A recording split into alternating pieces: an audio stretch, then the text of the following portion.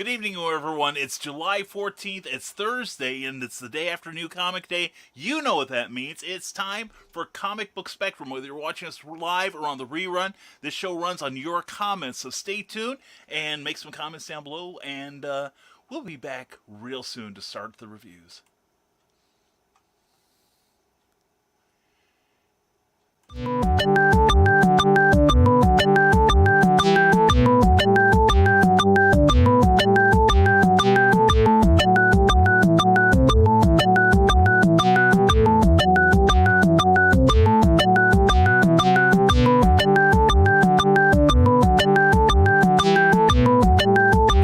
Seconds.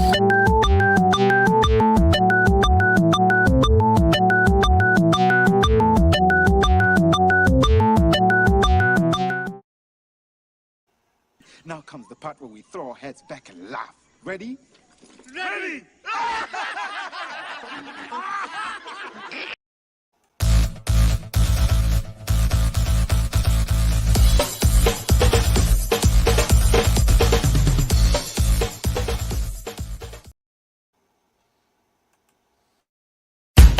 Welcome to Comic Book Spectrum, a Rising Tide Broadcast Network production.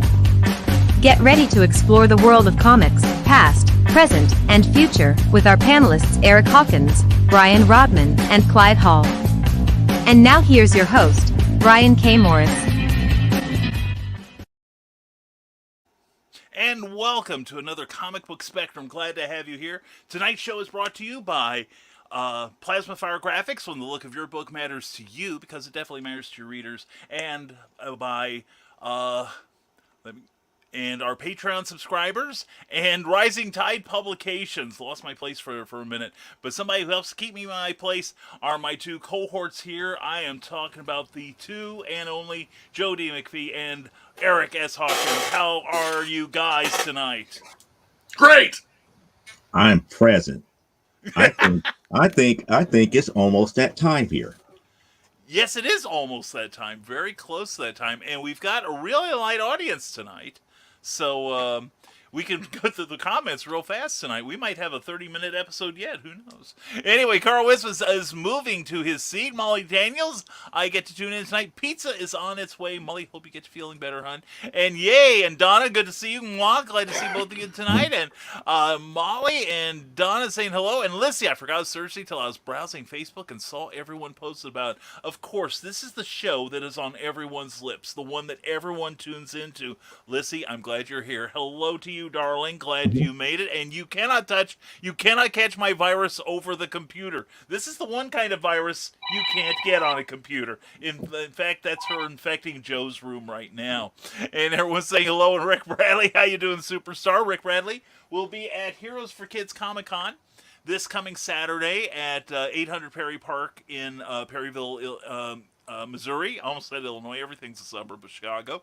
And Eric Rick's going to be there? I don't know if I'm going to go now.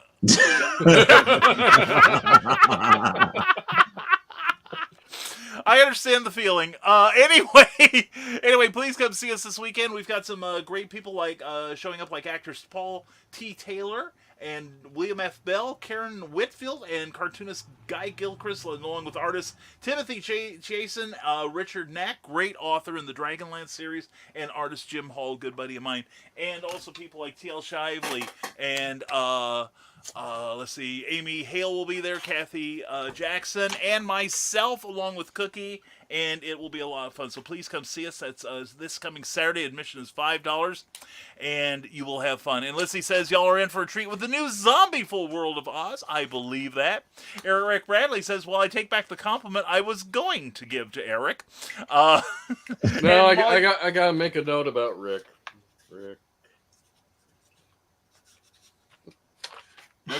Okay, it's been noted. And that's kind of like in high school. A friend of mine offended somebody greatly, and this is back in the day when you didn't shave your head, unless you were, psycho. So he went over the weekend. Well, Eric, what's that mean? Come on. But anyway, my friend, he went and shaved his head over the weekend. I mean, we're talking early 70s here, and went up to my other friend and just looked at him and goes, "You're next," and walked away. And then my my other friend was like, "What do you mean by that?" And I'm like, "Well, I guess you're next." That's all I could figure out. So he spent the next 2 years living in terror. And Molly Dan says, "Brian's under orders to hug everyone for me. So when the SWAT team is called, you'll know why." And Rick Bradley says, "Bah, you guys know you love me and miss me. I just made the list. You are on the top of our list, young man. So there." And that is our audience for tonight, and that's fine. And I think we should all introduce ourselves. Let's start with Joe, then Eric. Joe, tell everyone who you are and why you're so amazing. Wow, that's not going to go to plans at all. No, I've got my own. What we discussed, we're going to do it. We're going to do it. We always do this, Joe. Why are we surprised now? Because again, it's like you held off with doing your normal thing. It's like, oh, we're about to proceed as planned. Now I have to improvise and be in. We are still on plan. I just don't tell you everything. Or Eric, or Brian, or Clyde, or Cookie. Yeah, that's the reason why we're never on the rails. That's the true thing. If we're not on the rails, we're doing fine. Well, we just got confirmation of that. Thank you, Carl. So, for everybody who do not know, I am Joe D. McFee. I am the president of the CGC Studios. I am the creator of Amazonia, Primetime Saturday Night, and AWF, and reviewer here on Comic Book Spectrum. For those of you who may not know, I just got through finishing with the crowdfunding for Amazonia issue number 7. It was a great success. We got the books. We're getting the books printed now. We got all the other swag on its way here as of right now. The only thing that we're waiting for is for everything to get delivered before we can start shipping out everything. Also, on top of that, I have a 8-page story that has just been released. It is currently being crowdfunded on Indiegogo, and eventually is going to go over to Kickstarter. That 8-page story is for the movie franchise The Sword and the Sorcerer. Yeah, well done. And that is led up under the publishing eye of Ozzy Longoria. So if you've ever heard of him and heard of his work, he is currently the owner of that IP as of right now, as far as licensing is concerned. This is my first set of works for a licensed product. And if you want to support, hit up Indiegogo. When it hits Kickstarter, I will also be promoting it as well. So if you stay tuned to my socials, you will see more about that project. Beautiful. Well, congratulations, Joe, seriously. And we have more confirmation. We are not only off the rails, we are off the plan. And Rick Bradley says it pretty well. Brian is a pantser when it comes to broadcasting. Lissy would like to know where the rails are. And Molly Dan's being paid to be here. Enough of that. Anyway. It's safe to say that Brian K. Morris is not a Hannibal Smith. No, we aren't. Let's just say we changed the plan as necessary to make sure that it succeeds. There we go. Brian would be more of Murdoch. Yes. Yeah. And no, we're not going to get that, but I do pity the fool. But anyway, here is Eric S. Hawkins. Introduce yourself, Eric.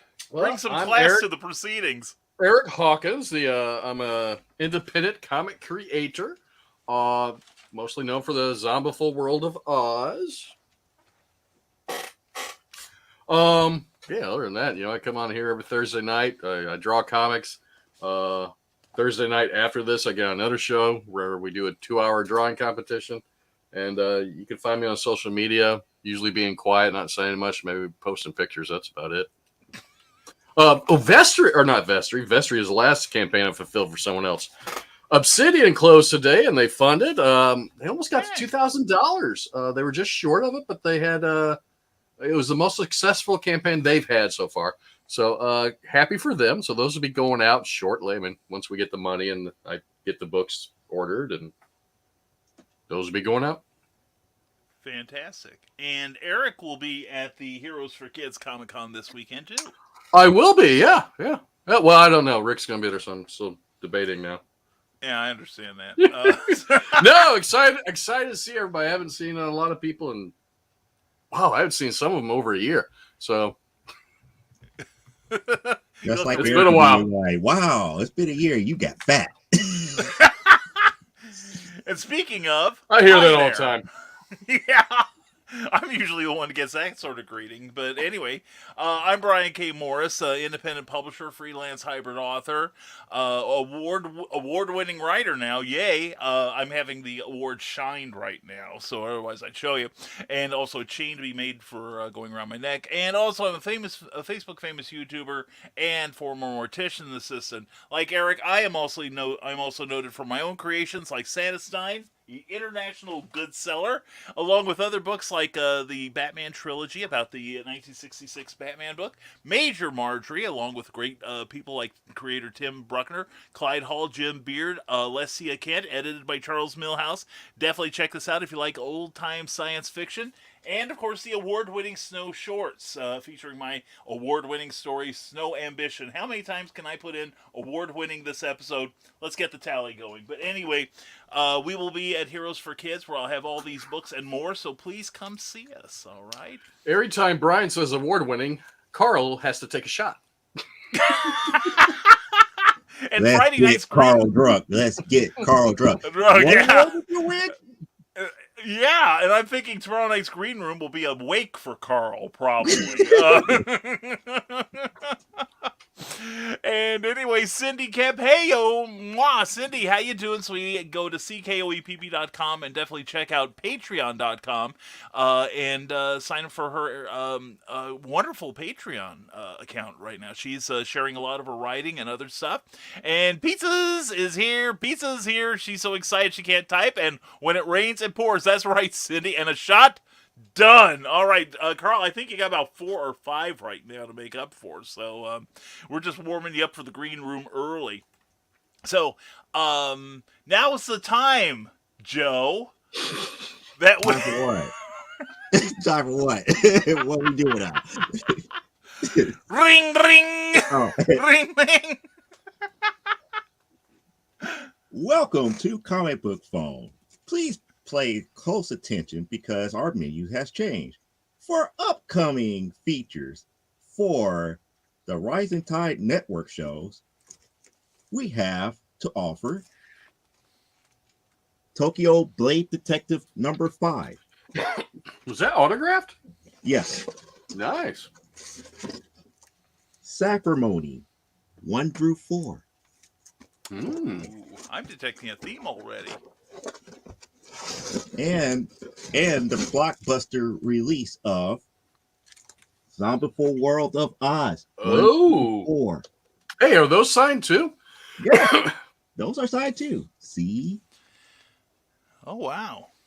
Nice. Now here's something funny. We'll be the What's judge. Right before the show started, I was looking on stamps.com. That's who I use to ship out. And I saw that someone in Florida had already been delivered, but it was not showing me Joe was delivered yet. Nope. I just got it today. All right. It just haven't updated. But all those 3 titles are coming soon to a Rising Tide show near you. There you go. For tonight's selections, we have as follows. Strange.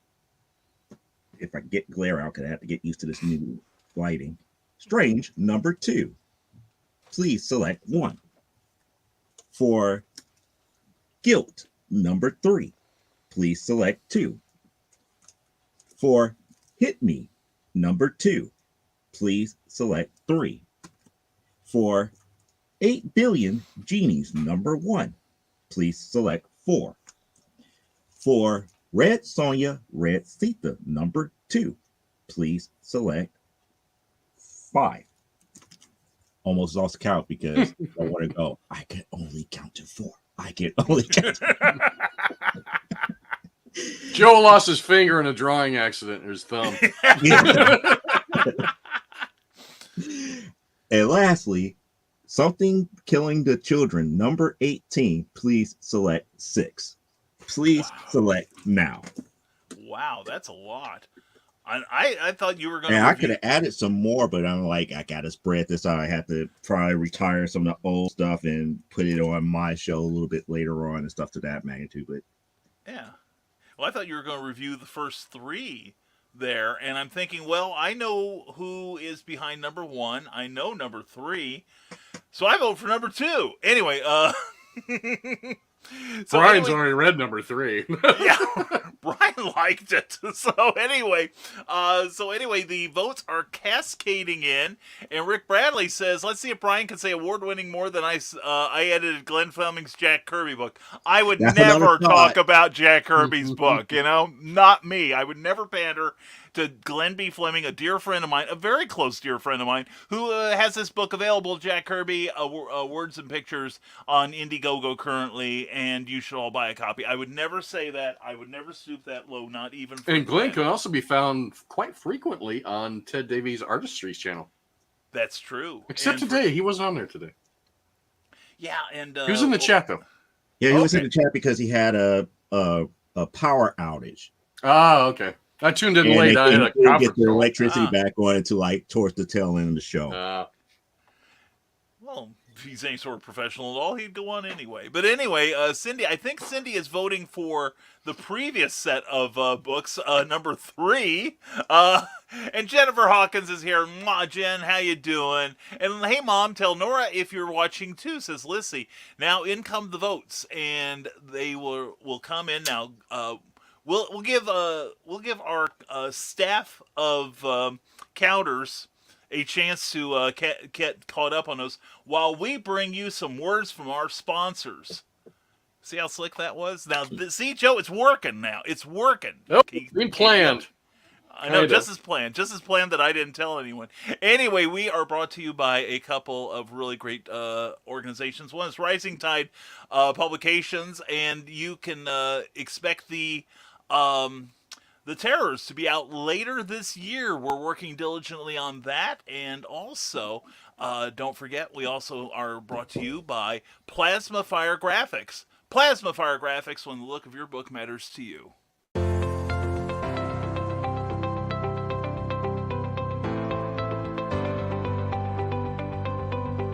You've worked hard and written a great book. Now, it's time to give it a great cover. If you're an indie author or small press publisher, Plasma Fire Graphics is your source for affordable cover illustration and graphic design.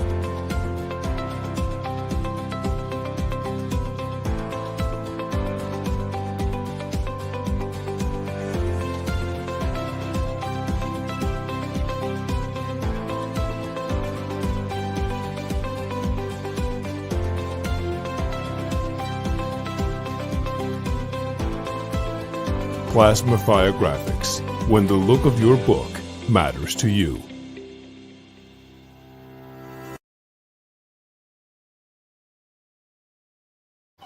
One of these things is not like the other one. Aren't they beautiful, though?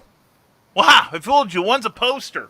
Anyway, all the art that you saw on these is from Plasma Fire Graphics. As you can see, Jeffrey Hayes can draw in a variety of styles, all suitable for your book. Also does wraparound work so that the back and sides look as beautiful as the front. And if you've worked so hard on your book, it deserves a good cover. And Plasma Fire Graphics is the indie creator affordable place that you should go. So check them out. Check out the Facebook page for Plasma Fire Graphics. Then go to plasmafiregraphics.com and inquire about Jeffrey's rates. You'll be glad. He's joy to work with. So check it out. It's plasmafiregraphics.com. Plasma Fire Graphics, when the look of your book matters to you, because it definitely matters to your readers. And we want to thank our Patreon subscribers.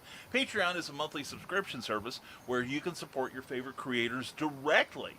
And many of these people have their own amazing outlets for their creativity that you can access by a small stipend every month. And like today, we posted our twice weekly blog. I gave a progress report on all of my projects at the moment.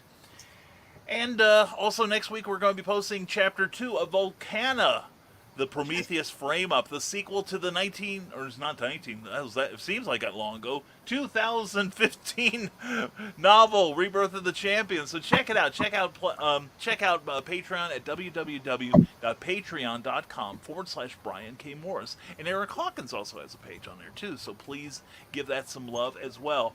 And now we're going to go through your votes, America. That's right, your votes. Votes has been tallied. I just waiting for you to do the Cindyisms. It was a We will do landslide. We do Yeah, it this. was a We do this. landslide. We've got 4 from Rick Bradley. Donna Carlene says 4, and Cindy Cat meant 1. 1. If she says it once more, that means 4. Anyway, and Lizzie goes 4. Eric Hawkins, whoever that is, says 4. Carl Westman says 4. And shot. And Jennifer Hawkins votes for 4. Rick Bradley says, I'll bring my copy so I can get the editor's signature as well. And then the editor will go, well, this would have been worth something. You had the creator's autograph, but now all it's got is ink on it. Anyway, Nora says hello, says Jennifer. Hello. And hey, Jennifer, Carl. And 8. Cindy wants number 8. And you know what 8 is, right? 8 is 2 times 4 or 4 plus 4. That's true. That's true.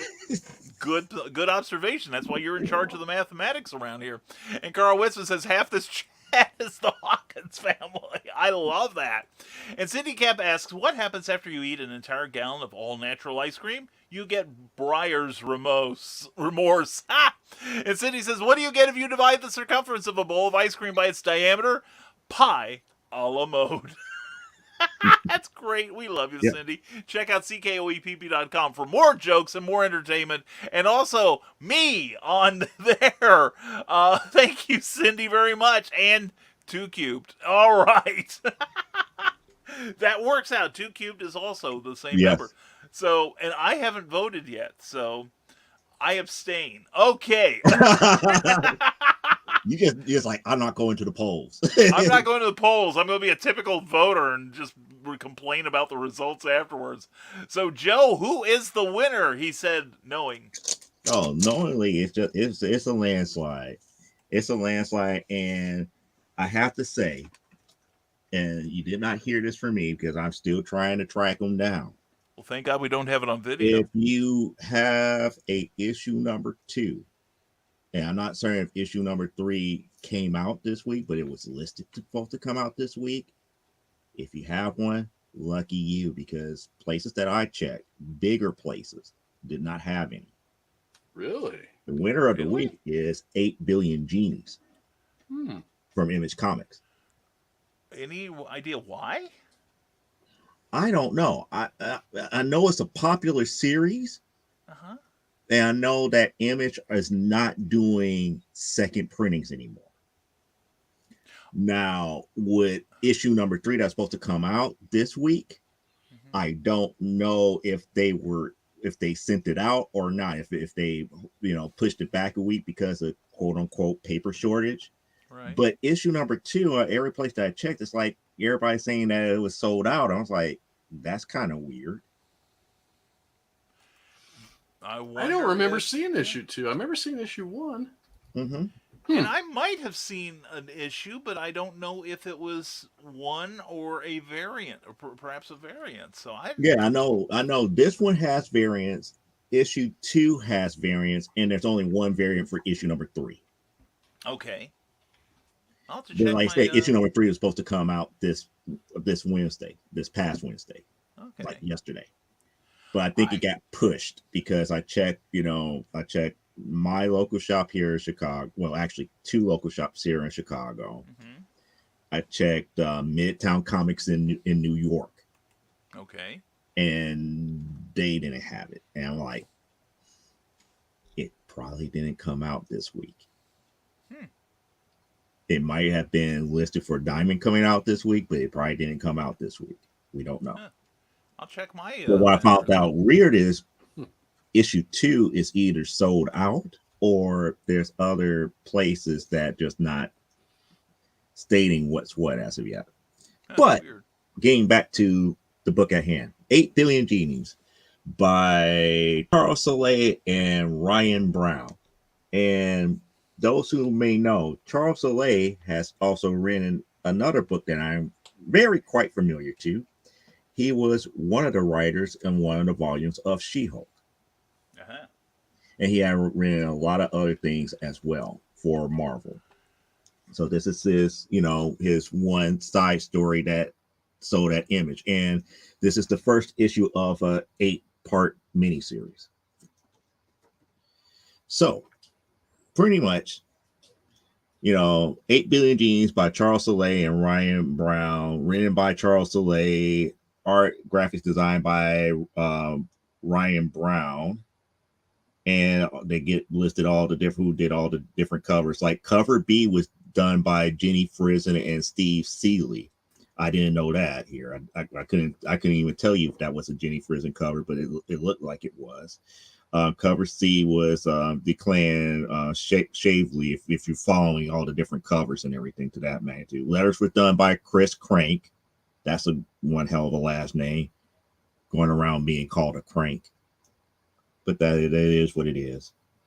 And then production designs by Erica Skantz. So that pretty much covers the whole entire creative team here. And the book is set in Michigan. So we got a little bitty dive bar in the middle of Michigan and everything, and people, going in and out of it and everything. And you have a conversation. It's like, hey, Robbie, I figured I'll see you today. Got a question for you. So it's already starting off with a conversation and everything here. It's like, what are you going to wish for? No, wait, this, oh yeah.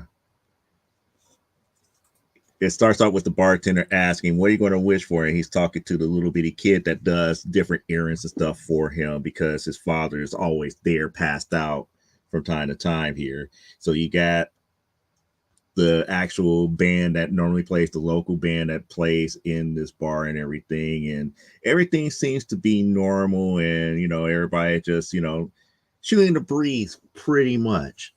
About different things that's going on and about hopes and dreams and everything to that magnitude. And Robbie's about to have like his birthday soon. And, they're talking about, it's like, hey, it's about to be your special day and this, that, and the other. And as people come in, the bartender serves them all these, the drinks and everything. And it seems like it's going to be a nice little thing and everything to that magnitude. And then as the band starts to pack up and whatnot, there's some drama there between two band members who want to be, who are in a relationship with one another and everything. And it's just like, it's skipping between here and parent. I don't know why I skipped, having this things about dealing with, what happened in Paris and whatnot. That scene I never understood. And then out of nowhere, these genies pop up and they say, hello, it's a great pleasure to meet you. Every person on earth has a genie. So they just pop up out of nowhere, like pop, here we are. Everybody got a genie. And they even at the bar, it's like I'm yours. It's like, so everybody got a genie all out of nowhere. You will receive one wish, not 3. 1. You may wish for anything you like. It's like, it's the, and then the little kid is like, is this real? Is this really real? Be careful what you make your wish, for your intentions will be reflected in how it is fulfilled. So again, now it has that monkey's paw type aspect to whatever you wish for. So the bartender is sitting there. He's been deep thought. So now, what can I do you for? Says the genie. So we got to well, actually, it's not an advertisement, but this is the key thing. Whenever you see this page here, that's going to be the key thing to kind of focus on. The first 8 seconds since the genie showed up, human population, I think that is 8 billion. Genie population, 8 billion. So everybody on Earth got one.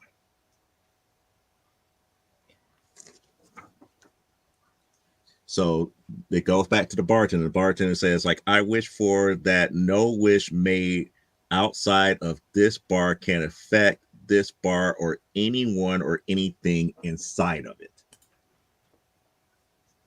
That was his wish. And the genie says, done. Enjoy the show. And now everybody else is still trying to figure out what is really going on. The bartender has made his wish. So now, after the bartender made his wish, we're back to the first 8 minutes since the genies got there. We have 1 million people left, less than 8 billion.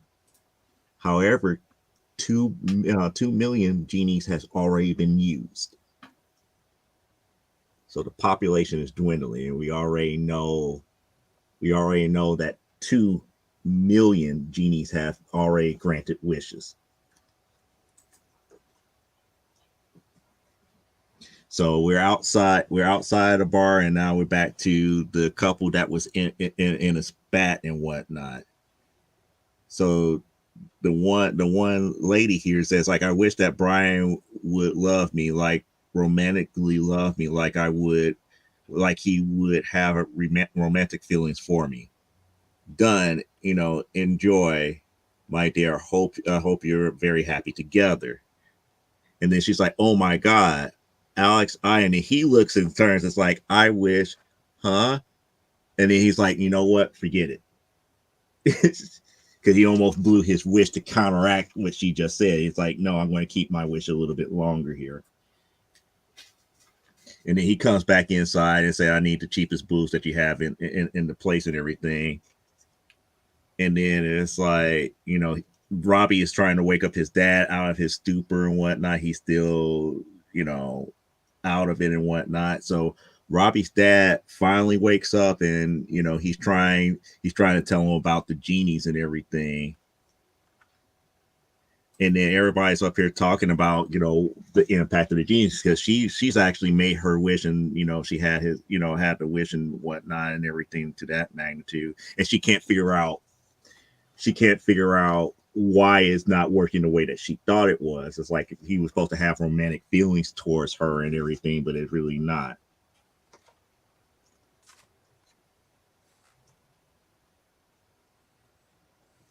And then, the guy that she wanted him to love her. Is like, I could explain everything to you, this, that, and the other. And then, he gets into this whole thing about whatever is, about having the genies and the wishing and all this other stuff and why it didn't take effect. And then it's like, so you try to do that to me, take away a choice, this, that, and the other. And then all of a sudden there's a big old crash and they don't know what's going on. So Robbie's dad takes a look outside the door, and all of this is going on. Get this in focus where you can see it. All of this is going on outside the door. All of this rampage, destruction, and just willy-nilly, people getting rocket cars, all of these mechs, big wheels, dinosaurs chomping on people, all of this craziness is all of a sudden had happened after people started making wishes. And then we get further into some of the wishes here. It's like I wish I had more money than I know what to do with. It's like we got it made. Mama's ship has finally come in. And then they had another person. I wish I could teleport. So they showing that the person could teleport. The other person said, I wish I could walk again.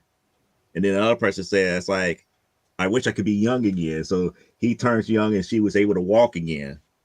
Another person said, I wish I could fly. Now they could fly. It's like this other person. It's like, for the kind of love I always dreamt about. And it was granted. And this one person said, I wish y'all burn in hell. and boom, both of the parents got burnt, sent to hell and burnt up. I wish I could be a soccer superstar. I wish I could be the soccer superstar as such and such, and the kid turns into the soccer superstar. And then you have another person. I wish to be adored, and all of a sudden now she's adored.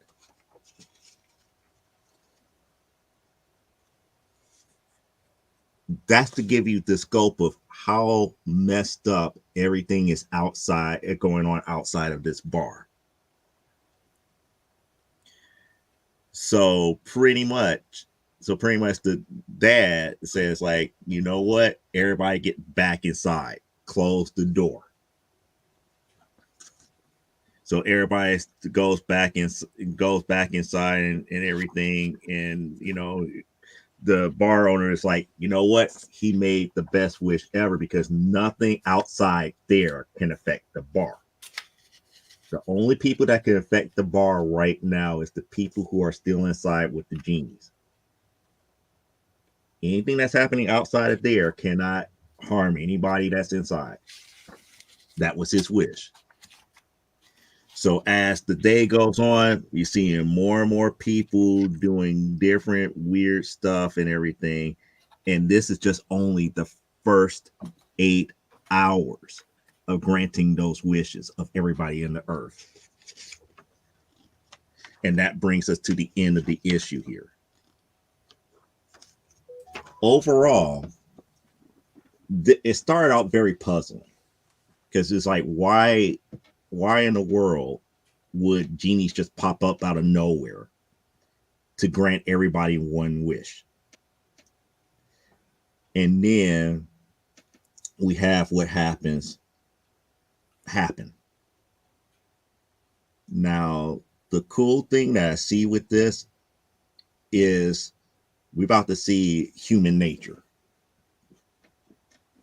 How well will people adjust if granted only one thing and one thing out of the world that can be theirs and they can have it through one wish?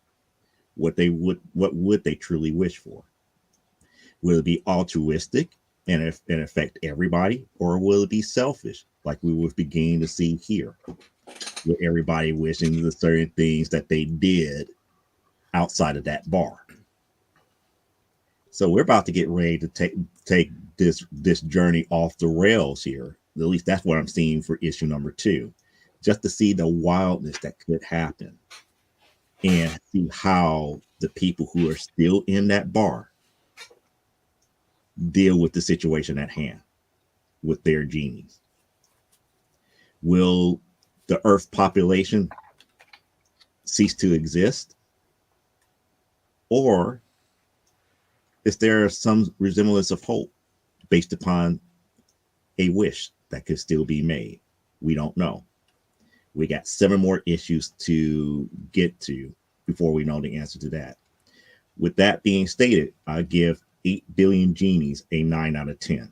Whoa! Okay? Nice. Why? Because 1, it sets up the ultimate mystery. Who is going to wish for something that is so grandiose that it helps everybody, and who's going to wish something that is so selfish but yet grandiose that they're not going to see the downfall up in it? And then on top of that, the barkeepers, the owner of the bar's wish, he shielded everybody that was in the bar. Are the people in the bar smart enough to use their wishes to the best of their ability to correct those things that other people are doing?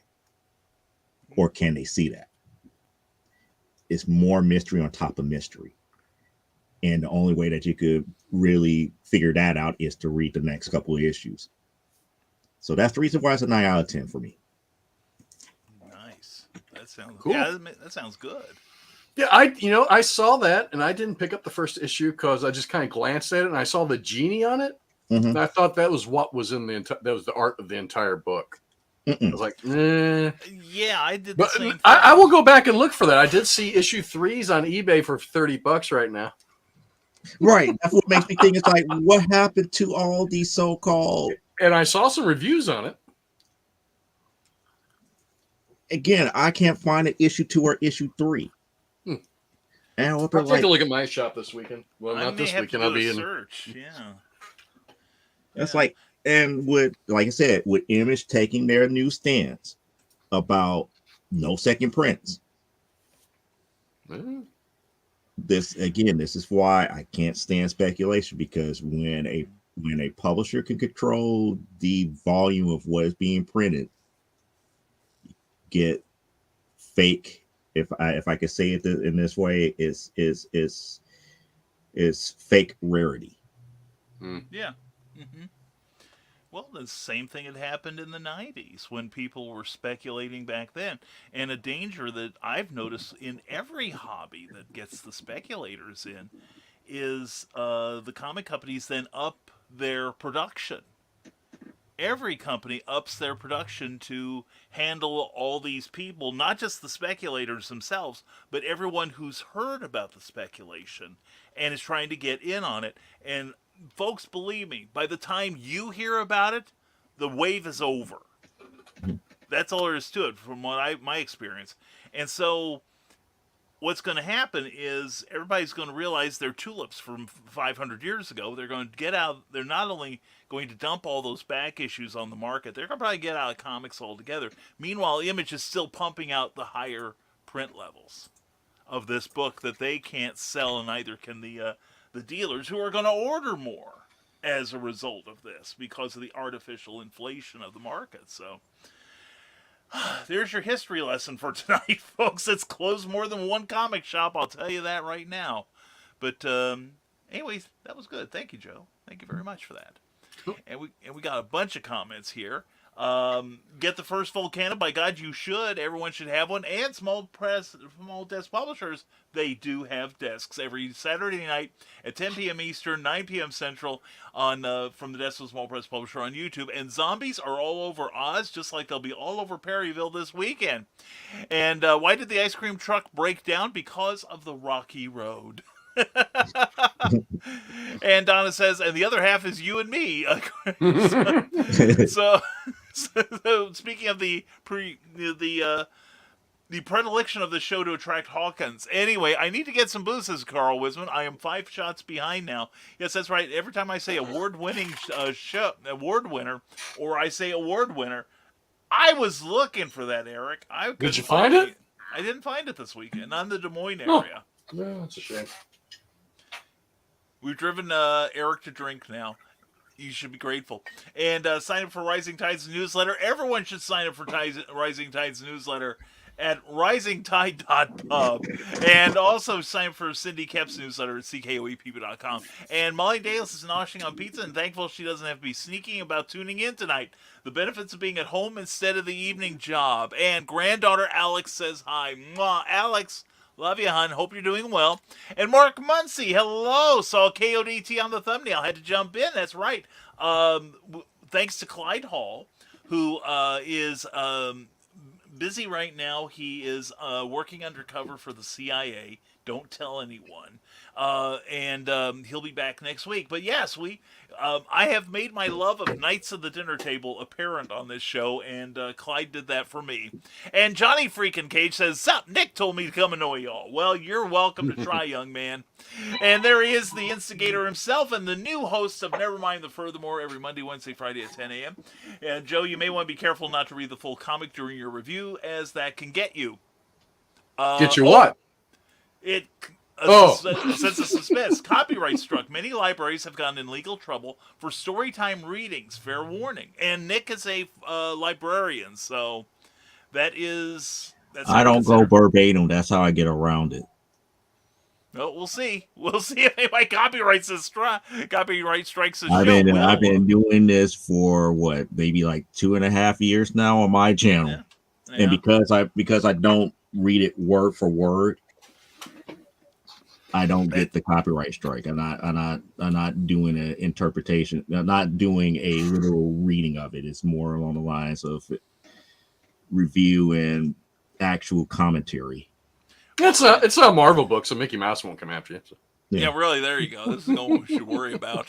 And anyway, but also you cannot copyright ideas. So anyway, Mhm. Jeannie, you have 3 wishes. Me, I want a world without lawyers. Jeannie, done. That concludes your wishes. But you said I have 3. Jeannie says, sue me. Well done, Cindy. Well done. Hi, Johnny. What's up, Nick? Hi, Nick. And hi, Molly. And sorry I was late. I had a quick unboxing to knock out. Oh, good for you, man. And what do Jeannie's drink? Whiskey. Just like Eric. And there we go. And Carl saying hello to everyone. And Ted Davies Artistry. Good evening, superheroes. Good evening to you, my friend. Hope you're doing well. And I thought we were going to get a comment dump, but we did not. And everyone's saying hello, hello, hello, hello. Hello, Hello. hello. And good way for the genies to eventually take over, says Carl Witzman. Let people destroy themselves through greed and weirdness. Well, we bring the weirdness. And Molly agrees. And one person wishing, I wish the genies never showed up resets everything. Not necessarily. Not necessarily. Could be. And BCam, your mic is really soft. No, it's made of metal. It's made of metal, Nick. It's okay. Yeah, really. Yeah. How to annoy a sound engineer? Is this thing on? Is this thing on? Ask me how I know. Yeah, it's on. Like that. Yeah. And Nick Tucker says, I do believe collectors ruin comics. I don't think it's the collectors. I think it's the speculators. The ones that are gambling. Yeah. Investors ruin comics. And if you paid attention to the 3 parts that I did, and I want to do a 4th part where I'm going to talk about the investing side, that I give them kind of like a bad rap, but there's some good investors that are out there that is really promoting the idea of collecting for your own personal collection and not just for flipping. Those investors that do it for flipping, that's what's bad for this industry.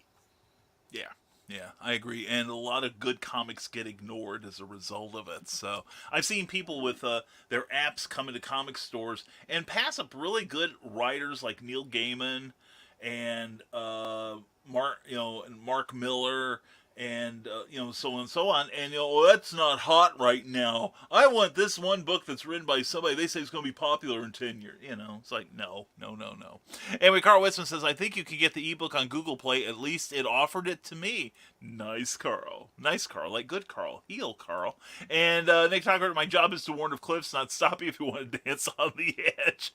Well, we're more interested in the rails on this show, Nick. The non-existent ones. And so, dumb question, Molly Daniel says, just Googled it, and the only place to buy a physical copy is eBay. I would say no. Chances are if it's available, it's in the stores, and a number of people do take just the comic images and will put it on eBay and sell it for a high price there. So. Now, and it looks like I see issue 1 at Golden Apple, State of Comics, Southside. But, hey, Joe, there's something weird down here. They're saying they have second prints, but I remember Image saying that they won't do second prints. But I read an article in Bleeding Cool. I think it was last week or this week. I don't remember if it was this comic, but they said that they were going to do a second printing of this specific comic. Maybe the creator might have sprung for a second printing. Who knows? But that doesn't explain the issue 2 and 3 and why that's so scarce. And investor greed, I think, is the only thing. They have picked this to be the next thing. Granted, I forgot if Amazon or some other streaming service picked up this series as of yet, but even with that being stated, that's investor greed. That takes it away from people who want to read the story and enjoy comic books, who actually do the hard thing about collecting and preserving and all the other stuff. Well, here's a suggestion for everyone. If you have a comic store that is pulling, and I've seen this done, pull copies off the shelves because they think it's hot, go buy from another store. You're getting screwed. You will get screwed eventually. I've seen it constantly. Also, wait for the trade paperback and buy that and send the publisher a clear message that you're not playing the speculation game and you just want to read the dang comic book. So wait for the trade on this one. And comics as a commodity is the issue. And yeah, it is. And the The thing is, if it is such a commodity, put your comic collection up for a loan at the bank. Trust me, I tried that one time, a couple times, and I was informed that comics aren't taken seriously by the larger financial community. So, I'm going to tell you this, and you might find this strange. okay, Comic books, unless they are graded, are pretty much they kind of scoff at it, because I look for insurance for the books that I have, because it's like renter insurance and all this other insurance only goes so far. right. When you have those bigger books, like I have some bigger books where it's like it's going to be hell and high water to get those replaced. The first thing the insurance adjuster asks is like, we need to get them appraised. How many are encapsulated and graded? Yeah.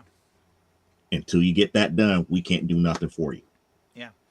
Or you might be lucky to get like cover price.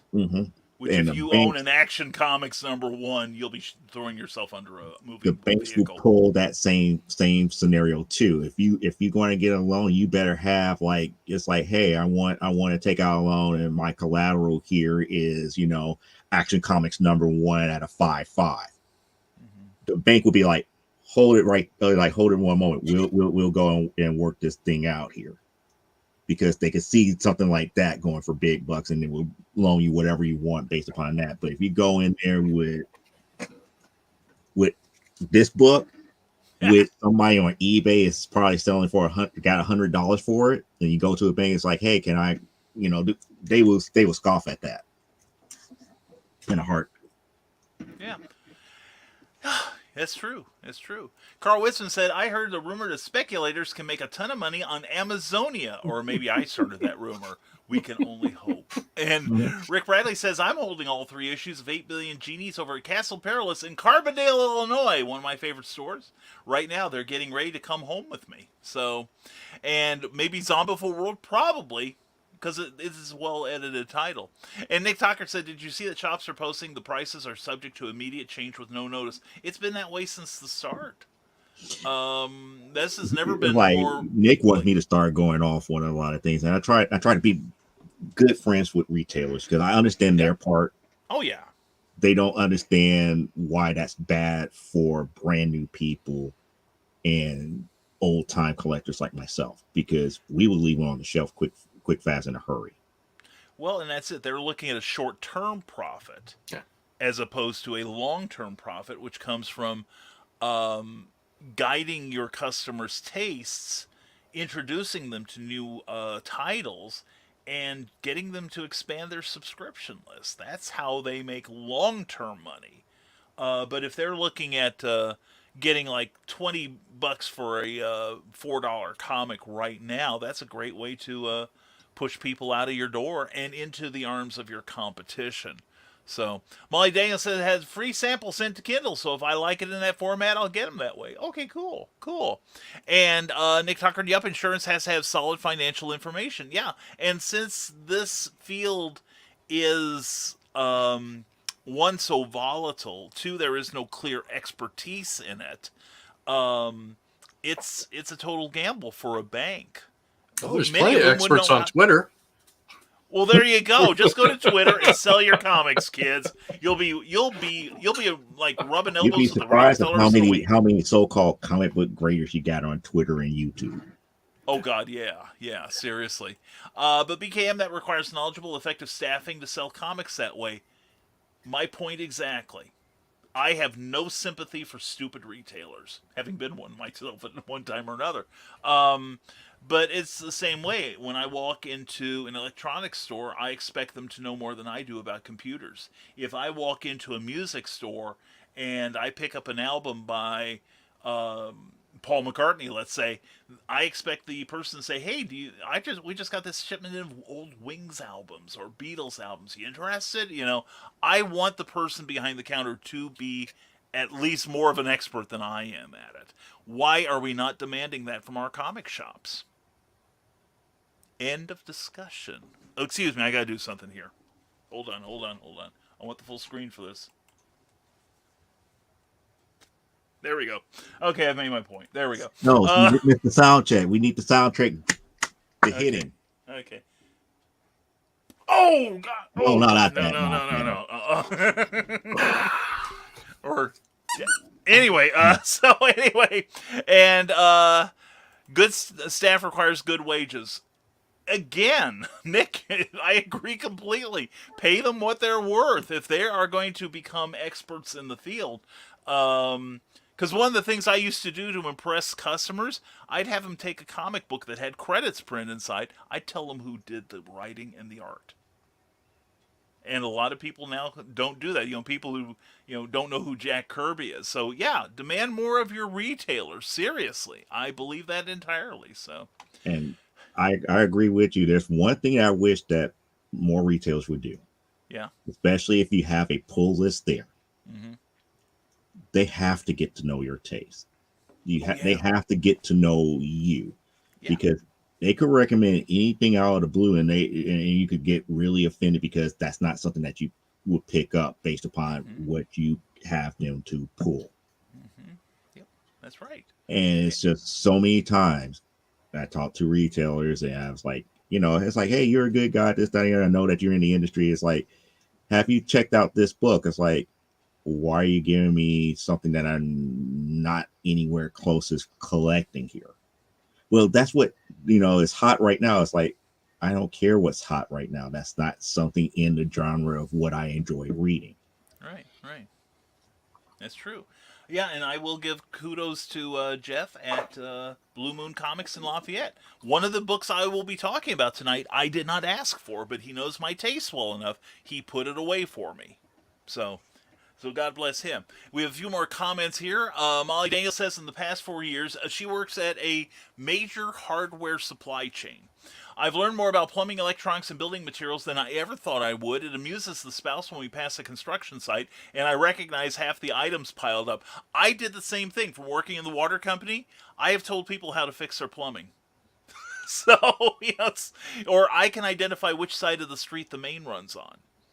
None of this will make me any money, but at least I know how to do it. It impresses people. And I come home from work to find the fridge was toast. Oh no, Cindy. So I'm off to try to acquire another one. I'll catch the rest of the show on the rerun. Catch up with you all later. Cindy, good luck, sweetheart. I'm just glad you live in the central time zone where you've got a couple hours to get this accomplished. Oh my gosh. Good luck. Keep us posted. Rick Riley says, cool, I got the variant cover that has the actor that played the Gene in the Wishmaster movies. Mm-hmm. And knows your taste, a Superman title. I know you're shocked, right? But he reads me. He reads me like a book. So he has figured out the subtlety of my love for all things Krypton. I don't know how. He's that awesome. Also, what do you think of DC publishing through Webtoons? I got no problem with it, personally.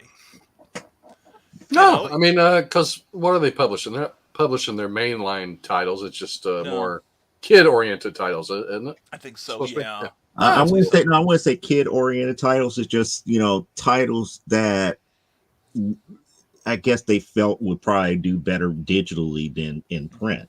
That makes sense. And to me, it's like they're not going to put out Batman. They're not going to put out a Superman title, but they will put. I think Nick earlier today was talking about Satana is out there and some others that are well-known characters, but as a book in print, they wouldn't put it out there. It kind of goes back to the argument that you and I had. Yeah, Constantine. It kind of goes back to the argument. Kind of goes back to the argument that I brought up, and the reason I went on that rant last week about why do they put out stuff like Nubia and Wonder Girl in all of these limited series when they have proven that they have the staying power to do ongoing. Yeah. Same concept here. It's like Satana, Constantine. They have their following. They could exist outside of that. Yeah. Thanks, Nick. Thank you, Nick. So, yeah, I'd like to see Webtoons. I'd like to see Webtoons work with DC or some major publisher. Here's, and I think this would benefit the companies a lot as far as finding talent. Make a list of the characters you can do. Make a list, like Metamorpho, Rip Hunter, Firestorm, characters that mainly don't have their own titles, I would say. And then say you can use these characters, kind of like very similar to the old Kindle Worlds, where that was where my first publication, as far as books went. I got to do Bloodshot from Valiant. Can you imagine a company going through those and saying, hey, this person put together a good script, or this person, I like their penciling or their storytelling, and we found some letterers. That would be a great farm system for finding new talent, and especially for writers who it is very hard to do a presentation for. It's easier for an artist to get hired because you can see what they do right away. Whereas writers, and I don't mean this in a highfalutin way, you have to sit down and consider what they are doing. Are they telling the story? Are they using the least amount of words, etc., etc.? So anyway, you had a point there, Joe. Yeah, because you gave me kind of another idea here. Instead of worrying about individual characters, Yeah. why can't Webtoons just come back with the concept of Showcase? Because that was Showcase was. Showcase Yeah. was a talent pool. It's like you had people Oh, yeah. who put together all these different stories. They were not good enough to be in a like a regular title per se. It's like you had like all of these miscellaneous, Batman, Plastic Man, all these other stories. And instead of just wasting them and throwing them off to the side, they used to print them out and Showcase Presents. Why can't Webtoons now become that new Showcase Presents for That would make a lot of IPs? sense.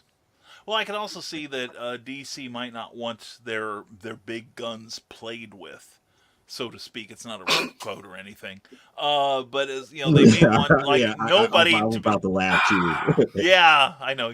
That's why there's no rails, because Brian's here. But no, and we have an apology here. Sorry to reference Batman without Rodman. It's okay. It's all right. And a He's huge here number. in spirit. He's That's here right. in spirit, but yet if he would just put on the Alvy suit, he would be here. But no, That's right. he don't want to put it on.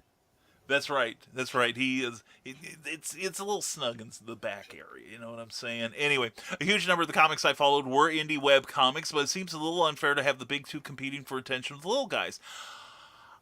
You're going to get that anyway. It's what the marketplace is all about. And so sorry to hear that, Cindy. We all are. And Molly would let you use her.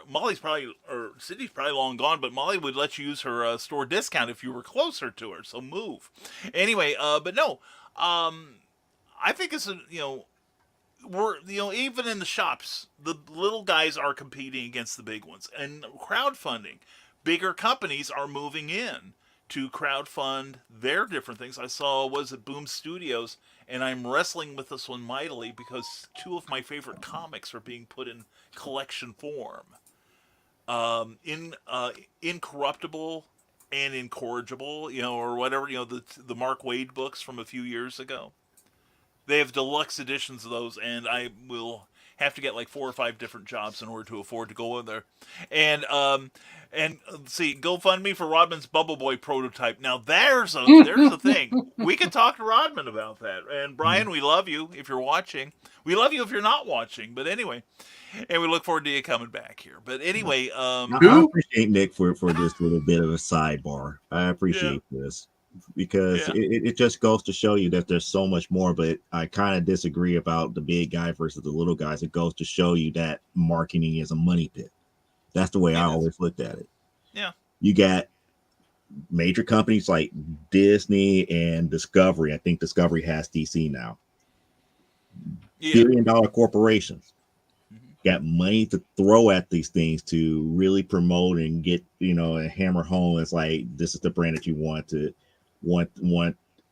at your home to read and enjoy, but yet a little guy like and no pun intended, a little guy like Eric Hawkins could outdo them with one crowdfunding campaign and bring and gain their readers easily. Yeah. It's all fair in love and war, but the thing about it is, it's like back in the day, it used to always be about the marketing. Now it's not. That marketing dollar had to be used smarter and wiser because it's a money pit. Oh yeah. Well, and even DC has made no secret of it that like for the last almost 2 years, they're not giving DC all the money. DC is having to justify its existence. So I can't speak for Marvel. But anyway, we have Sarah. Sarah, good evening, late, but here I is. Mwah! Sarah, I love you. To the abyss and back, glad you're here. And strange things are happening in crowdfunding. We talked about it on Nerd Bacon Thursdays at 9 a.m. on Region 2. Check that show out. It is always Hashtag good. always promote. That's right. Hashtag always promote your friends. And Rippaverse campaign is what? 1.5 million? Yeah, we were talking about that in our private chat here, too. I'm going to talk about that Saturday. Yeah, we'll save that for Saturday. I have too many people come to me telling me about their opinions, and I'm up here like, you know what? I'm just going to do this welcome to publishing for them. Save it for Saturday night, because that can get complex. Eric July, young Rippa, he had posted a tweet earlier. Some people are getting on him saying he's charging too much for his book. Yeah. Which is $35 for 96 pages, trade paperback format. How much? $35. Yeah, for an indie book though. Yeah. Indie books will cost a little more. I mean, it's not horrible, but it is a little high.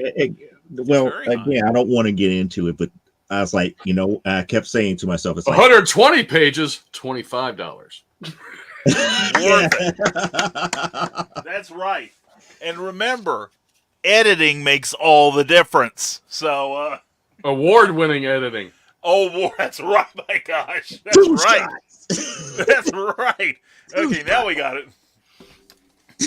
There we go. Anyway. But yeah, that's a little high. But yeah, Sarah, tell you what, tune in Saturday night from the desk of a small press publisher, and we will explain the Rippaverse to you. So, because we got a couple more reviews to do. It's a bunch of dudes all ripped, showing off their guns. Yeah, kind of like this show, Anyway, I have more like artillery. But anyway, I think it's time for Eric to step to the forefront now. Oh yeah, sure, why not? Why not? I say. So I picked up a Marvel book. Say what? Yeah, and it's like Joe, who believes that Thomas Wayne is the true Batman. I believe this is the defining first family of comics.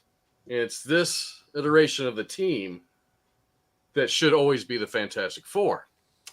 Yes, the new Fantastic Four one. Yeah. Yeah. And we got Joe Fixie, we got Spider-Man, Wolverine, and Ghost Rider, who in 1990, 91, 90, became the Fantastic Four for a little while at the height of their popularity when they were in every comic. So they just made a team. But I was a little disappointed. I wasn't sure if this was Art Adams cover or not. I kind of thought it might have been. But then I was like, maybe it's not. But it is not. Because I know his art has changed a little bit over the years. But I kept looking at Wolverine. It's like, well, it could be. But this is the regular edition. It is not the variant. So Art Adams did do a variant. And I was actually hoping Art Adams would do the whole book. But this one is by Maury Holloway. And I do not know that artist at all. I did see Peter David as the writer, though. Peter David is the writer, which is very good. Because I didn't even know he was still writing, to be honest with you. The interior artist is Alan Robinson, who I'm going to say in some cases tries to be Arthur Adams in some of the pages. And the first one that popped out at me is this girl right here. That's very Adams-like eyes. Yeah, the eyes in the mouth and all that. Yeah. But so this is kind of set back in 90, 91. It is, because it takes off exactly where they left off. Yeah. Fantastic Four. That's the cool thing about it. You got a preacher. He's Father Priest. Father John Priest. Can't remember his first name, but his last name's Priest. But he's a priest, which it's a little joke about that later in the issue too. Mm-hmm. But here's the Daily Bugle, the Las Vegas edition. New Fantastic Four battles monsters, and down at the bottom. See the now classic Fantastic Four, Volume 1, 347 to 349. Mark. So it's set in that time frame, and this kind of picks off right off where my review was last week, because the priest, he's going down into the sewers to help out the bums. Yeah. If I remember, I made a comment about bums last week. Yep, you did. But these bums are being manipulated by a demon. You find out later. But Mr. Priest, Father Priest, can see the demon for who he really is. Oh, and that right-hand page was so Adams. Yeah, I actually wonder if he did the layouts. The more I got in this book, I was wondering if he did the layouts. That could be, or maybe this guy used to be an assistant. Oh, it could be. It could be. I didn't look him up. But a Father Priest, after going down there, he goes down and tries to help out, the unfortunate. Like the pregnant girl that was sleeping there on a cot, and she was telling him about all the people gathering and starting to cause trouble, and this new guy has been agitating him, and that guy's the demon. He leaves, runs out of there because they're getting ready to attack him. He reads the paper again. He just wishes that the Fantastic Four would come to Vegas. And that jumps into Spider-Man and Condor. And Condor's just trying to go get his colonoscopy, and Spider-Man's picking on him. Oh, so he's no longer Vulture. He's the Condor. Oh, shoot. He's the Vulture. You're right. Darn. Yeah, I loved him in the old. I know 60s Adrian too, cartoon. when I see him. I know Wow. Adrian when I see him. Yeah, the Vulture. So the Vulture's getting his colonoscopy. I don't know what the Condor's doing. But the Spider-Man just kind of gives up after hitting him once and believes him and just takes off. Spider-Man decides he sees a billboard about Vegas up here, and he's like, oh, I should go to Vegas. I can't afford to go to Vegas. Maybe I can get J. Jonah Jameson to send me to Vegas for some reason. So he swings back to the Daily Bugle, and Wolverine's sitting on top and says, hey, we're going to Vegas. Now, Pause. well, they've been summoned by Joe Fixit. But so has the Ghost Rider. Ghost Rider has come to Vegas as well, and he's telling the lady he has a meeting with Mr. Fixit, and she's like, what's your name? And he's like, seriously? Which I don't know if that's how Ghost Rider would act. It seemed almost kind of comical, but maybe. And there's a couple things later on in the book that just seems a little comical about him. Like Joe gives them all earpieces, and and Ghost Rider puts an earpiece in his ear, and it melts right away, of course. Now, the Vulture might die in this issue. I'm not sure, because apparently he was robbing a bank. He wasn't going to get a colonoscopy. So he's flying off after he robs a bank, and he gets in the private jet that gets in the way of the private jet that Joe Fixit sent for Spider-Man and Peter Parker. Uh-oh. And whack! That's better than I thought it would be. I don't know how he makes it out of that one, but Poor Adrian Toomes, old man Adrian Toomes. Yeah. Poor guy. But they all get to Vegas. The Hulk tells him, I got a feeling. Things are kind of bothering me. That's why I wanted you guys here. So they go take off driving in the limo. Because this version of the Hulk, he's not dumb, and he's got money. Mm-hmm. And he wants to know if these people want peace because they're blocking the road and all this. Well, they do want a peace. He's like, oh, I didn't expect that. Mm-hmm. So it continues with it's very comical. It's very, I thought it had a very 90s feel to it. This panel, I don't know if I ever saw Ghost Rider do this. Turn half and half. No. So it's very rare, but those are the more modern takes on. If I remember correctly, Danny Ketch did that a couple of times. And then look, even his speech bubbles half and half. But he can see all these people. Half of them are demons. With his Ghost Rider half, he can see the demons. And then while they're fighting, there's the little pregnant homeless lady again going to beat up on Wolverine there. The priest shows up. His name, this is where it tells his name. He is Father John Priest. And Wolverine's like, I know you're a priest. No, that's my name. So. So the priest takes them down to talk to the demon that's in charge. And then it looks like they're all going to get in trouble, and the priest wishes they weren't there. And sure enough, they all disappeared. It's a tie-in with Joe's book. That's what I was thinking when he was reviewing his book. Or the G.I. Joe genie, too. So, yeah, they all disappear. The priest ends up in Reno. Hulk, Wolverine, and Spider-Man end up in the Baxter building with Mr. Fantastic. And apparently Ghost Rider didn't blip out anywhere. He's still there. But apparently the priest has some wishing abilities he never knew he had.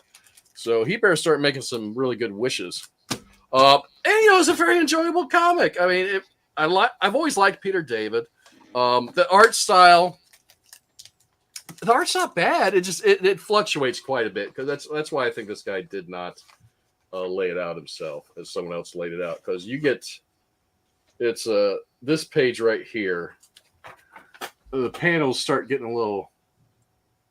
It just didn't match the rest of the artwork. It was like, I don't know. It's that panel really bad. I don't know what happened to Wolverine there. The Hulk I don't doesn't know what look happened all to the great background there. Yeah. Everything just got a little weird here. Yeah. So That does not look like sky. They just like, why are they on a gray background? That does not look like any type of sky. And they're up here kind of like flying through the air like air vehicles. It's like that should be sky, not gray. Yeah, it just the art started changing there towards the end, but it fluctuated a little bit. But a lot of it did look like it was laid out by someone else, and maybe it wasn't. But overall, I'm going to pick this up because back in the early '90s, I was a big fan of all that stuff. Wolverine, Ghost Rider, Spider-Man. I give it to you. That's your Fantastic Four. Yeah, that's my Fantastic Four. Yeah, there you go. So I'm. Oh man, I don't know. Do it. You know you want to. I will not give a 10. I've said before, I will not give a 10. I mean, it's got to be spectacular. And I think it's going to be legendary for a 10. This is not going to be legendary. I'm the 10 whore around here. So. Yeah, we know. This is not God loves, man kills. And never will be. I'll give it an 8. I'll give it a solid 8. Yeah. Just because it's cool, and it brought me back to my younger days. It probably would have been a 9 if Ghost Rider would have gave that secretary the penance there. It's like, if who are you again? Look into my eyes. Yeah, there we go. I probably would have gone a 9, but the art, it is. I'm sure Adams laid this out, and they should have credited him. It looked that would have got a 9. That was a solid Adams swipe. Yeah, but I mean, I wish, and it might have got 10 if he would have done the art inside, because I've always loved his art. I've just always loved it. Oh, me too. He's great. So, yeah, a solid 8. Yeah, cool. I will pick up issue 2, which is probably out next week because this was a couple weeks old. Yeah, very cool. Well, we're going back to the comments now, and Carl is keeping up with our drinking game. 2 shots. He's putting them in tumblers. That's the problem. Toe shots. Yeah, I didn't know he's a foot guy. Yep. We're not here to kink shame about these freaks. Anyway, Comics Talk with Pops Van Zandt. Hey, yo, Pops, how are you doing, sir? And we're coming up on CromCon soon, so talk it up. And hello, O wrench-wielding whip mistress of Nevermind the Further. Monday through Friday, 10 a.m. on YouTube. Nick Chalker channel. Has this boy learned anything? He has, I'm telling you. Mm-hmm. And ooh la la, says Sarah. And everyone's saying hello, hello, hello. And hello, and hello. And wow, across the pond, Glenn B. Fleming just spun towards the east to glare at Eric. You don't understand how much Glenn loves his Fantastic Four. Yes, he does. I almost forgot about this. This is a wraparound cover. Oh, yes. Let's Which, Joe, did you get this? No, I didn't get that one. You just asked it yet. I was confused because I know there's a Fantastic Four, and I haven't read it in years. I was going to pick up the relaunch a couple years ago, but I didn't like the art. The cover art was amazing. I opened up the book. I was like, what's this crap? But what do you see on the back page? You see the Fantastic Four, right? You see the Fantastic Four. You see Sharon Ventura as the she thing. That's a she thing. Yeah. Thank you very much. I did. Yeah, that's Sharon Ventura. Okay. Yeah. She's And, not topless, and you can is she? see some more Arthur wait, Adams front one. inspiration there. There you go. Yeah. There you I go. was like, this has got to be a different thing. Surely they wouldn't have accidentally put two things on the back. No. According to the whole, like the first family, Sharon Ventura, what was at one time Ben Grimm's love interest, and when Reed and Sue eventually joined the Avengers, it was just Ben, Johnny, Crystal, and Sharon Ventura. And they eventually went back into space and went through the cosmic. Ben and Sharon went back through the cosmic rays again, and that's how Sharon eventually became the She thing. But that was like late 80s, early 90s. Yeah. Well, Nick Tockert asks, "Is that girl there Link from Zelda?" Oh, the girl that. She did have the elfish eyes. Yeah. She did, yes. And he misses Black Condor from Freedom Force. Yeah, the Freedom Fighters. That was it. I like that too. A boy raised by vultures. Anyway, Wolverine's just like Vegas road trip. Dang aviation bird strikes. And yes, the Gray Hulk rules. And wait, this looks like a fun book. They slip through occasionally. They try to stop it, but surprisingly, and Marvel put it out too. I don't know what to say. It was overdue for them to bring that back out, and the fact that they started where they left off was even more important. Because if they would have did it and just rewrote everything, I probably would have been like, "It's going to fail." And I'll tell you, like one of the first books we reviewed on the show, or I reviewed, was that X-Men Legacy, X-Men Legends, where they picked up in the 90s as well. This was done so much better. Yeah. No one's got a brain in their ass on this one and gets shot in the head, but it doesn't kill them because their brain's in their ass. No, this is a lot better than that one was. Which is why you can't kill a lot of comic book creators. Anyway, Molly Daniels wants to see that picture of Thor again. And G.I. Genie, All-American Wish Granters. Nick Talker, we was talking about G.I. Joe, the Saturday Morning Adventures 1 through 4. Yes. And that had a genie up in it. And we just got an explanation for the change in art styles. Oops, running low on time. Have the sub fill in. There we go. That's why I was thinking the same thing, Nick. I was thinking the same thing. And I've missed being in the Peanut Gallery. See, so that's why I've been hanging around. Never mind the furthermore. Monday, Wednesday, Friday at 10 a.m. Eastern. And Chrissy Selmer, how you doing? Mwah, good to have you here as always. Everyone's saying hello. And I love the spelling of your name, says Sarah. And we're glad you're all here. So... thank you, Eric. Oh, you're very welcome. Yeah, so I guess it's my turn now. Now, I'm not going to claim anything about how, Clyde usually gives, like, these great reviews.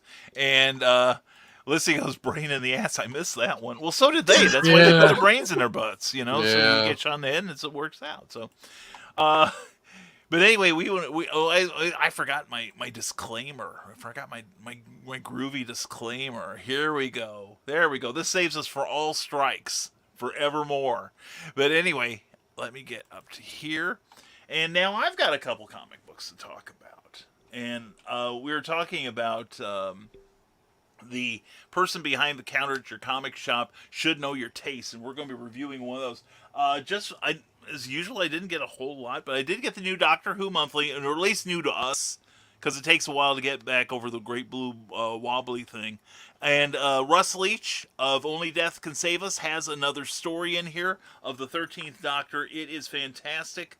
They put Russ to work on those big scenes there, and he captures Jodie Whittaker and her companions well. But most of this is articles about Doctor Who, past and present. Mostly about the writing of Doctor Who back in the day in comics and on TV. Big article on Eric Sayward, the one of the last classic Who story editors. And, of course, it's got several different covers. This is the newsstand one. Check it out. It's about $14 here in America, but if you're a Doctor Who fan, it's well worth it. I'm giving it a 9 out of 10 because I want more comics. Then we have another one here. Superman, Son of Kal-El. Another great issue. But what is really special about this is they have brought in from the Arrowverse Dreamer. And not only did they bring in Dreamer, but the actress Natalie Maines, is it? Yeah, Nicole Maines, excuse me, co-wrote the script with Tom Taylor. And it starts out with Superman's boyfriend has been outed as the leader of the information group, The Truth, and so Batman doesn't trust him, doesn't trust the boyfriend, so Superman takes him to the most secure place on Earth, the Fortress of Solitude, where, of course, Calyx is entertaining company. It seems she rode in on a monster's dreams because they've got like an alien zoo in there. And then all of a sudden, the Joker is murdered. You lose, Batman. And other hijinks ensue, including from Henry Bendix, who is the leader of that one country. He drops something like chemo from the Metal Men on the streets of Metropolis. It is an advanced version of the Joker toxin. And it is killing not just the populace, it's killing the heroes as well. Mm-hmm. And by the way, it's flammable, which adds to the problems. And Superman tries to do the old George Reed things, inhale it, but he can't do it all, so he's coming back to Earth. But what he doesn't realize is that Henry Bendix put some kryptonite in it. It's shredding his lungs with every breath. And then, spoilers, they kill Bruce Wayne. Speculators, grab this book now. Major death. Then I'm not going to reveal what happens next. That's part of the twist, but it's an excellent issue. As always, Tom Taylor delivers the goods. Anything he writes, I will buy. And I'm going to give this, although I'm not big on the means by which everything is made right. Because remember, if longtime viewers remember, I had an issue with that with the recent Rocketeer revival.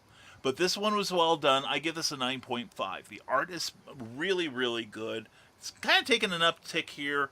And it has a great twist ending with a character that we haven't seen for the better part of a year. So definitely Superman, Son of Kal-El. Great, great, great book. Now I'm going to review another book. As you know, there is a dark crisis going on in DC, where Pariah from the classic Crisis on Infinite Earths has embraced the darkness and is now trying to basically destroy everything, because that's what they do. And now DC has released a series of comics called Worlds Without a Justice League, where Pariah has put the members of the Justice League that are, that Earth Prime believes is, or Earth 1 believes are dead. All right, because Black Adam saw them die. Well, it turns out they are all placed upon worlds that Pariah has put together and is using their energies to power his dark army. Because, of course, they are. And this was put in I didn't ask for it, but it was put away in my layaway because Jeff knows what I like. And so kudos to Jeff and Blue Moon Comics. The artist is Chris Burnham, whose style reminds me of a rougher, and I looked up the name so I wouldn't forget it, Frank Quitely, who did All-Star Superman. So it's pretty good layouts. He can draw normal people as well as Jonathan Kent, who looks a little bit like Robin. And the story is by Tom King, who has written one of my favorite Yeah, seriously. Great Batman writer, and he's done also some great one-shots with Mr. Miracle. One shot. He did a great 12-issue limited series with Miracle. Exactly. Also, he's done a number of different DC characters. Just wrapped up an 8-issue run on Supergirl, Woman of Tomorrow that was incredibly good, and wrote one of my favorite sequences that appeared in the Walmart Superman comics. And it's been collected in Look Up in the Sky, trade paperback, including what I think is one of the best Superman stories ever. Okay, so anyway, he's writing this, and any excuse to get Tom King writing Superman, I will take. But in this world, Lois and young John Kent are working together, or living together, rather. And it's all about John Kent growing up. If you've read the regular mainstream Superman books, particularly Action and Superman, what happened in those was Jor-El survived the destruction of Krypton, thanks to Dr. Manhattan, who was playing around with time and continuity. And he was about when John was about 10 years old, Grandpa took him out into space and dropped him on a planet for several years by himself. But eventually John made his way back to Earth, and in this one, though, we find out that Superman is the champion of Earth, but nowhere else. He's busy enough taking care of Earth and making sure it stays okay. But John Kent doesn't understand why, because he's hearing screams from outer space. Well, it turns out that there is an uneasy alliance with Apocalypse. If Superman stays away from there, then Earth will be kept safe from Darkseid until someone screws up the treaty. Okay? Then it gets fixed, of course, but it's all about John growing up in the shadow of his incredibly more illustrious father. And Clark's biggest task here is raising a super son. And it is very, very touching, very emotional, as you can see on the right-hand side there, that second panel. The artist is making sure Chris Burnham, and he does a super job on this, literally. And of course, all things have to come to an end. We won't reveal that ending because it is very emotional. But this book cost me $5, $4.99 plus Indiana state sales tax, because we have that thing here. That alone would give this book a 10. It hits all the right notes. It pushes all the right buttons. It is more than just superheroics, although it abounds in here. And everyone is introduced. Everything is explained. Then we have the backup, which is Aquaman on his world. Okay, I should give that a better look. Art is pretty good. The story is by Brandon Thomas. The artist is Fico Ossio. Billy Bob. The layouts are a bit challenging at times. And get that book, it's better. But here's a problem I have. I followed Aquaman. I've read him up till about a year ago. I don't know who half these people are. No attempt is made to introduce them to me. Well, one looked like Abraham Lincoln. It was Abraham Lincoln, yeah. It turns out he's Atlantean when he's not killing zombies. And, well, I thought this was a bad Jimmy Olsen knockoff. And there's a couple people in here I'm sure I should know who they are, but I don't. And next week you get to see Green Lantern and Martian Manhunter. So anyway, if you're interested in that. But as I really enjoyed the Superman story a lot, I had to read the Aquaman 2 or 3 times to understand it. And I'm not introduced to the characters. I'm not, the minor characters. Yes, I know who Aquaman and Mira are. I know who I saw Garth in here. I saw the new Aquaman. I saw the new Aqualad. But what if you've never seen these characters before? Something a lot of comic writers forget, that just because you know who they are, the person picking this up, who could be their first comic book ever, doesn't. So I'm giving this whole book, on the whole, an 8.5. And given that I'm the 10 whore around here, that's quite a come down. But it's a beautiful cover. If it was just the Superman, I'd give this a solid 10. But that Aquaman story drags this down. So, otherwise, I still think it's worth picking up. It drags it down. This whole review has abounded with wordplay. I'm a writer. Anyway, so that's my review of, another Superman book, but it's one well worth your time to pick up. Seriously, I think it's, if it was a choice of buying it and not picking it up, I would say the Superman story is so good that, yes, it's a Tom King story, that definitely it's worth considering. So, and I did buy it for the Superman story, because I didn't realize Aquaman was in there. I didn't care. What, Joe?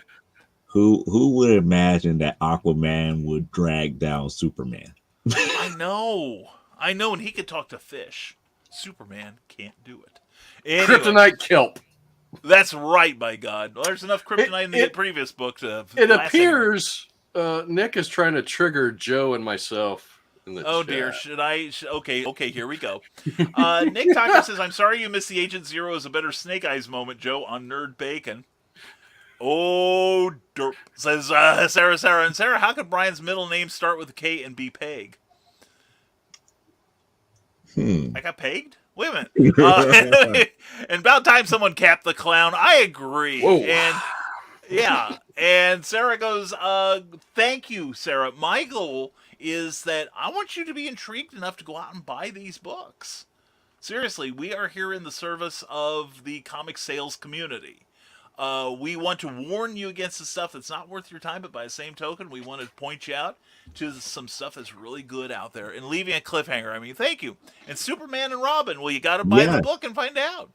And all jokes aside, that book looks very elegant and poignant. It really is poignant, and there is a line in the back that, especially if you've been following Superman when Brian Michael Bendis was writing it, and he didn't explore it as much as he should have, I think. But Superman just makes one line, and it's a gut punch. It really is. As a father. All right? And yes, Sarah. Okay, this is for Sarah. This is for Sarah. Brace yourself. Wait, that's the wrong book. That's the wrong book. No, I'm good. I'm good with this one. Okay. I'm only going to lick half of it. Anyway.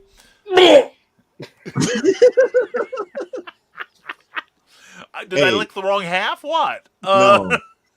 No, it's like, good thing you have alcohol with you, because that is alcohol. You can get a nice, clean, fresh mouth. Carl's going to start reading comics now. Anyway, Nicholas Tucker, Vampires. Abraham Lincoln is a vampire slayer, indeed. And wow, an edition so bad, BKM doesn't give a Soup's title a 10. I know you live to see the day, kids. So, and I'm an Aquaman fan. I used to like Aquaman before he got cool. So, and Sarah's got 2 screenshots. I'm screwed. Anyway, I'll probably and I will be using them as a thumbnail, Sarah. So thank you. So anyway, that's my review of the night. I did look for something new, but I didn't see anything in the shop that really, grabbed me, so to speak. And I know because they didn't have any more Superman books, okay? So, but I did see something. Jeff has been started putting back DC Connect for me, because he knows I'm not the least bit interested in anything else. And I see that in this month, they are putting out a facsimile edition of Action Comics #1. Probably going to be a soft cover because it's $6.99, but it reprints Action Comics, which is one of the most reprinted comic books on Earth.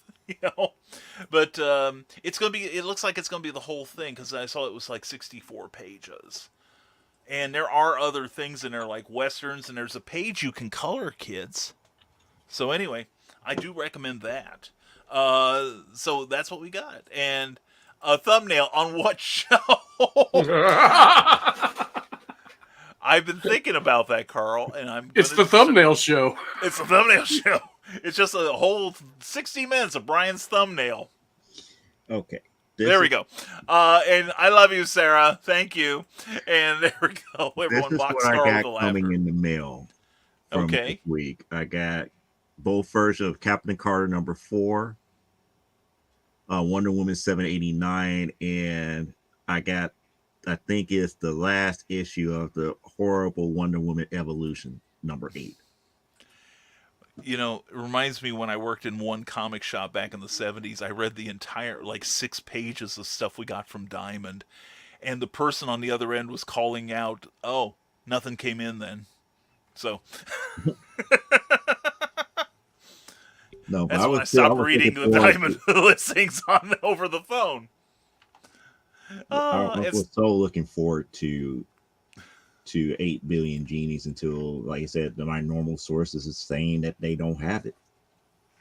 Now, you pre-ordered that, right? No, I didn't pre-order it. Oh, okay. Because normally, like I said, these are typically books that from the shop that I normally go to, people don't order this type of stuff like that.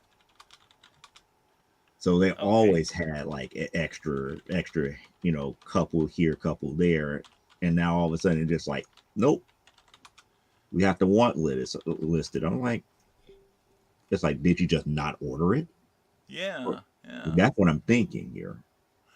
Well, and I'm doing a quick look here, and I'll tell you what. When I was trying to get the Liefeld GI Joe, I didn't put it on my list, but my shop never got them in because they said no one ever buys their GI Joe books, so they never buy them. I'm like, oh, okay. Well, he goes, "You want me to add it?" I was like, "Nah, it's not that important to me." Yeah. And it really wasn't. Let's see. Here we go. I'm on Google, and I'm trying to find a source for why the books are vanishing. So, and I'm not seeing anything. Oh, wait a second. Here we go. Hold on. Oh, hold on. I may have something here. It's comicbook.com, which is not horrible. Horrible. You're right. It is, Joe. I think you said that it might be picked up by Amazon. And according to them, yes, it has been picked up by Amazon.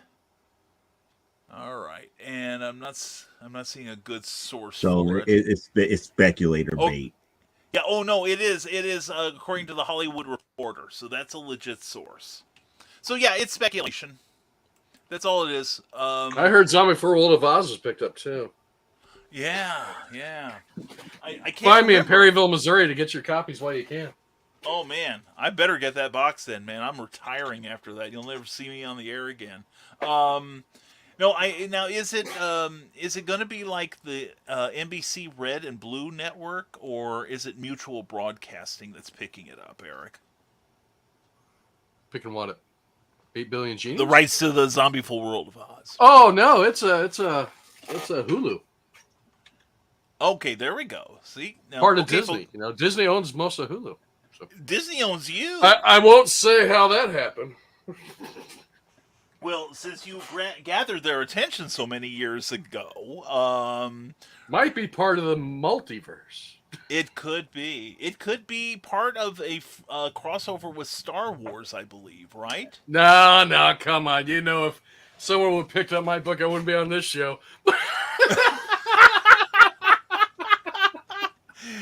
Well, you're right, See ya, suckers!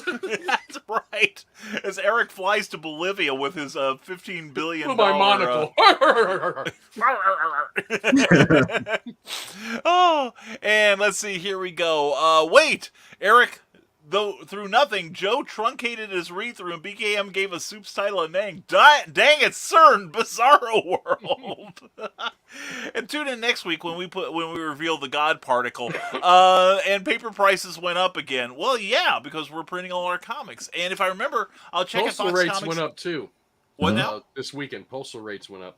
Oh wow! Media mail, everything went up. Not surprised at all. Well, they got to pay for people to actually deliver the mail. I think I only get like 3 days of mail delivery in my neighborhood. I'm not joking. I really don't. Oh, I know. You talked about it last week. Yeah. And if I remember, I'll check at Fox's Comics in Marion tomorrow after work. If they have the second and third issues, I can send them to you, Joe. They only had one issue 3 at Castle Perilous. Okay. All right. Let me know. I'll make sure that you get compensated for it. There we go. Sounds good. And Nick Tucker, but what about Spencer Spook? Nobody can afford those. They are that rare. They're priceless. They're priceless indeed. Though I probably have about 10 sketch covers. I only have one. The thing about it, the CGC census says that they are quite valuable. That's right. We are Because so they're just valuable that you rare. can't even find it on there. But actually, here's a little bit of trivia that it's a long story, but Spencer Spook was optioned for animation back in the 80s. Oh. But that thereby hangs a tale that I am honor bound not to reveal on the air yet. So anyway, Molly Dan says, I was going to buy a copy for my daughter, Eric. Oh, Zombie for World of Oz? More than welcome to. It could happen. And Lynn Bush, hi from Evil Lynn and Paul. Mwah to you both. Looking forward to seeing you both in Perrysville at the Heroes for Kids Con this coming Saturday. And Eric, NDA prevents you from telling exactly about any pending deals. Yeah, let's keep thinking that. And Sarah goes, forgot my ringtone for my dad is the bad boy intro to the Cops show. I thought it was part of the show for a moment. And hi, Molly. And I have one each of Spencer Spook. Exactly. And Brian, show off Rex for me this weekend. Drum up some online sales. You definitely overestimate how much pull I've got there. But, yeah, I'll take my copy of Rex the Piddling Pup, available from Amazon. Lynn and Paul bought the Spencer Spook pack at Heroes for Kids last year. That's right, they did. And got a sketch out of it. There you go. See, those things are worth something now, even though they got ink all over them. And Nick Tucker said, if something I did hits multi-million dollars for views, I dang well be on this channel doing a special clever title pending to get BKM more views and subscribers. It would be welcome. It would be welcome, Nick. We're trying to get you more subscribers. Please go to Nicholas Tucker on YouTube and please subscribe to that channel. He is doing some amazing things with Nevermind the Furthermore that you will absolutely love. He's doing a much better job than that old hack that was on there before, trust me. Anyway.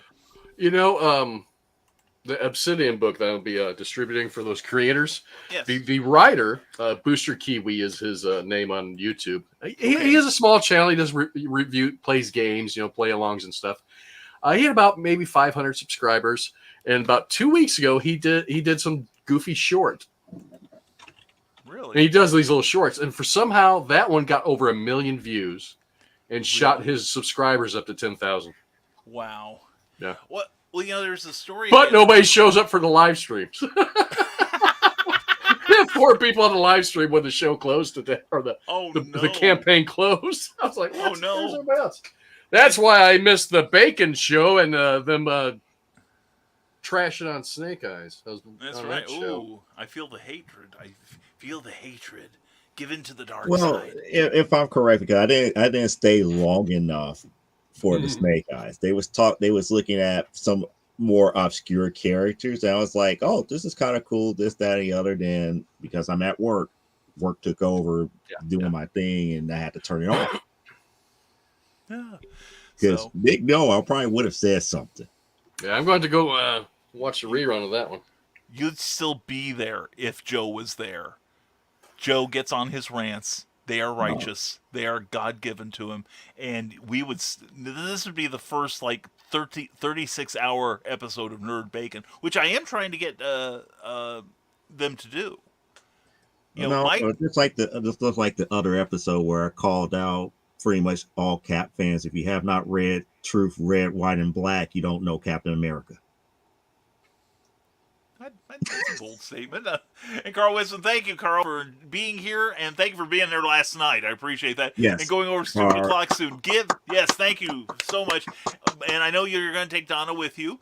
Or no, actually, it's the other way around. And give our love to the Stupid O'Clock crew, all right? Everybody should check out that channel, too. They are awesome. So, anyway. So, I think we're caught up. Ooh. I just think I found the place to get at least issue number 3. While Joe is doing something else rather than paying attention to the show, this is why he misses how the to get cues. 8 billion genies. There you go. I could probably get issue number 3. I'm trying to see if they have an issue 2. Oh, there you go. Well, Eric and I will take over the show, Joe. And obscure character number 3 was Agent Zero of Danger Girl, a.k.a. the better Snake Eyes. Oh, God. I'm in the middle of this. I will have to say I don't remember much about Danger Girl. I did buy it only went a few issues anyway, didn't it? J. Scott Campbell, that's all I remember. Oh, well, yeah. I mean, they had beautiful covers. When he said Agent Zero earlier, I assumed he meant Marvel's Agent Zero, which used to be Maverick until he died of cancer, I guess, and came back apparently as Agent Zero. But Agent Zero, I might have to go look at that. We'll see. Wait a minute. I think I know which character that was. Okay. And Molly Daniels has a whopping 52 subscribers on YouTube.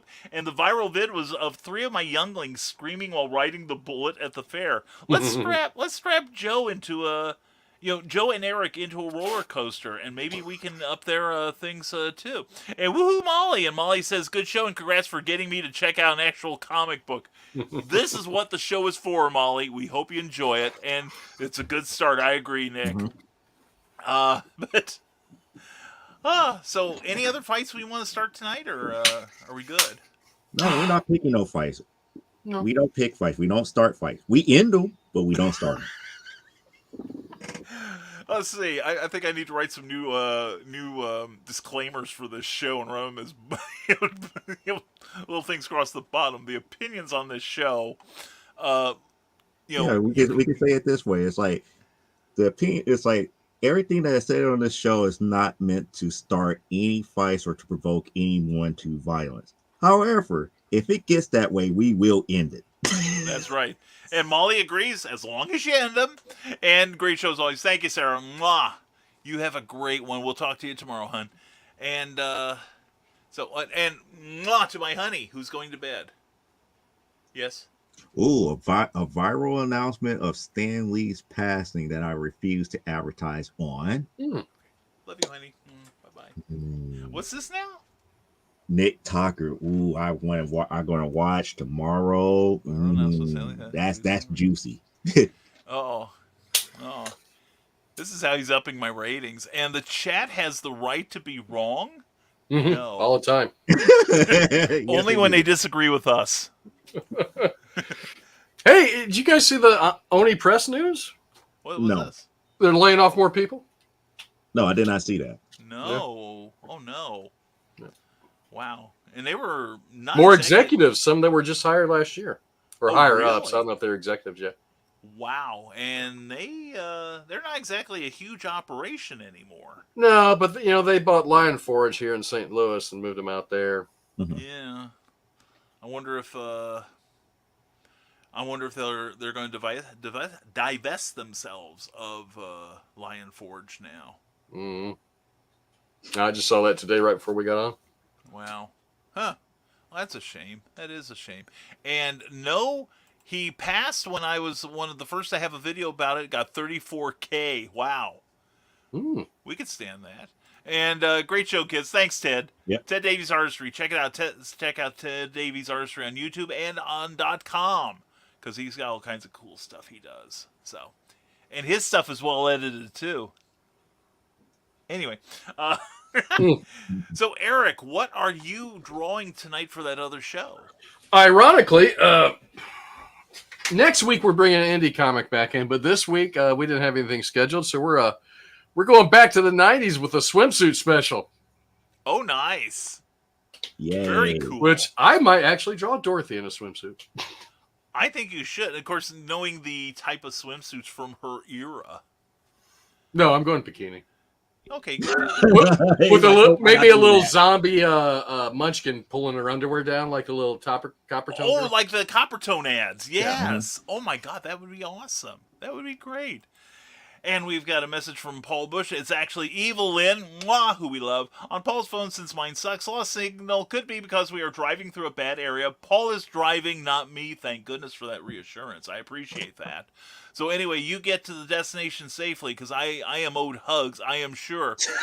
Unless he goes Tin Man in a swimsuit? What? Issue 3 has Tin Man without pants. If you go back and look at that, you'll see it on the first and second page. There you go. And Paul said, sweet, then put in a bid for the drawing of Dorothy at 25. I'll bid 30. I'll pay him off in time. Yeah, I updated my commission list today for the show this week, and it's printed out over there. But that look was so clippable. That was. We are going back and we're taking that out, man. We are. Someone messaged me on the Discord for the Drawn and Cord show the other day, and I think he might be interested in doing a comic of his novel. And he said, Eric, can I ask you what your page rates are? Uh-oh. I answered. I never got a reply back. Which I do typically for comic book pages. I charge $150. So yeah, and that's not out of line. That's not bad. No, not at all. Yeah. Now we should also say that you also do the whole illustration job too, right? Pencils, Yes, inks, yes. colors, and lettering. So it's Well, no, No, lettering he doesn't isn't do the color, included in it. don't I he? know. I letter my stuff. That's where it stops for other people. I'll stop at the coloring. There we go. Well, Nick Tucker wants a cowardly lion in a bikini, and he says the most irrefutable thing of the night. Hire Brian to edit your stuff, and yes, safe travels, Lynn and Paul. And Paul Bush says 35. 45. And Lizzie then says, Tom. I'll get it for free. She's got us beat, Paul. Oh. So, anyway, welcome to the fights of the Thursday night fights. If it isn't over comic characters, it's over ownership of the new art. So, anyway, I think we're done, right? Yeah, we're not planning to go 2 hours, even though we just about hit the 2 hour mark. Nope. Well, by the time we get done with the closing, we'll get 2 hours in. Yeah, but we wasn't trying to get 2 hours though. No. And Jennifer, Eric's wife, says he tries to charge me. And Lizzie mocks her with her laughter, of course. And and I pay for Patreon. There we go. That's true. Yeah, I think you're owed a print. Oh, there you go. And hiring Brian is also better than hiring Snake Eyes. You are a troublemaker, Nick. I approve. And no, you won't. I won't. Even says Jennifer No. See, Snake Eyes won't talk back to you. Yeah, that's like, did we learn our lesson from G.I. Joe Saturday Morning Adventures issue number 2? That guy just give you that blank look, and the kid confessed to everything. And Jennifer Hawkins, you do pay for that. I pay for it in other ways. Boom, chicka, I still wow, like wow. cash.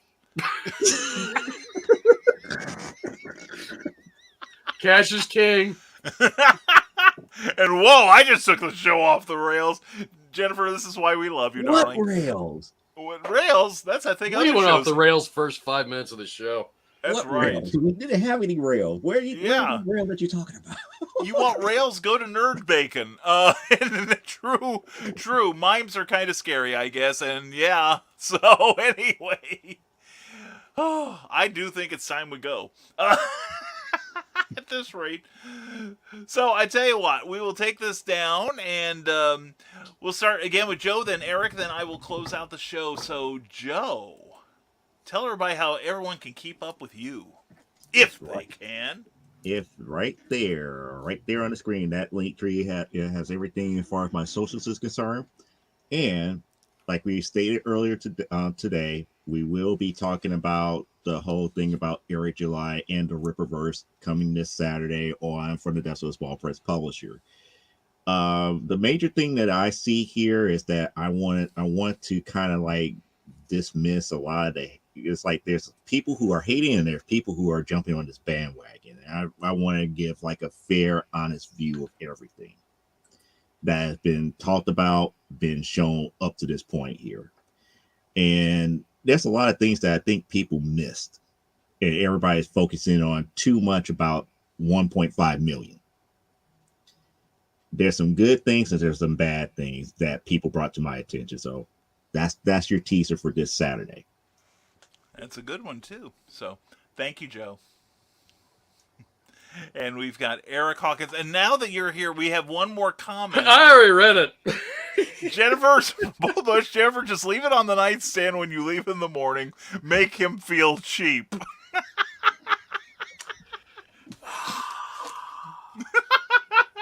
Jennifer, you'll get to meet Paul and Lynn in Perryville this weekend, which I'll be there selling my books and my art. I'll be doing commissions for a reasonable price. Oh, okay. So, yeah, I'll be in Perryville this weekend with a whole bunch of other creators from the Rising Tide Network, along with Brian K. Morris. Saturday, Perryville, 9 till 4, I do believe it is. Early bird's 9. Yeah. 10 to 4 regular people. Yeah. So come out and see us. I mean, a bunch of people are going to be there.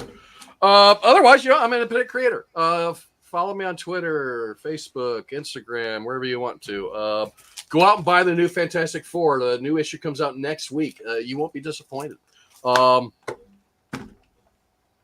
it. Okay. Got nothing. Don't read the screen. Don't read the screen. I understand. Anyway, well, I hope you enjoyed the fights tonight, folks. And anyway, I'm Brian K. Morris. If you want to keep up on all my stuff, go to the Rising Tide or risingtide.pub, because that's where we have our broadcasting. That's where we have our monthly newsletter that you can sign up for. Next issue goes out August 1st, tells you where we're going to be, and we've actually picked up a couple shows. That's hard to believe, but we have. And anyway, you'll find out where they are, and hope you will come see us there. And first of all, we want to thank you for showing up. We appreciate each and every one of you, whether you watch us on the rerun or you watch us live. Please join us live and get in on the fall roll here. Otherwise, please leave us a comment if you would, and please like and share this video. It helps us so very much, as do our Patreon people. Patreon is a monthly subscription service where you can support your favorite creators directly with a modest financial stipend, and our efforts go on constantly to try to find new ways to make our Patreon subscribers happy. And one of them is our twice weekly blog that you can get for $1 a month. And for $5 a month, you can get sneak previews of our works in progress, which currently is Volcana 2, the second Volcana book. And it's shaping up, and these guys get to see it first. Plus, we announced last week, I think it was, they're going to get to see the new videos that pre-recorded videos that I'm planning on doing first, before the general public. So if you want to get a scarf and eye load of what we're up to, then go to www.patreon.com/Brian K. Morris and see all the stuff we offer you in return for your financial support. We're also brought to you tonight by Rising Tide Publications. Check out the Terrors when it comes out later this summer. It's superhero stuff with a twist. And also, we want to thank Plasma Fire Graphics. Plasma Fire Graphics, when the look of your book matters to you.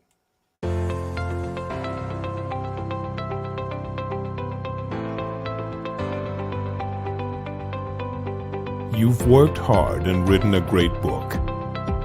Now, it's time to give it a great cover.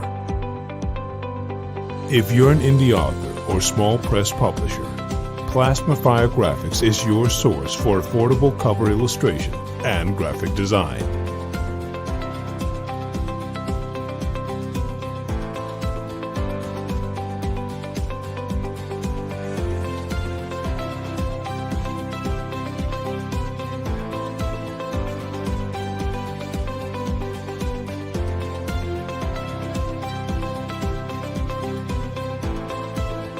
Plasma Fire Graphics, when the look of your book matters to you.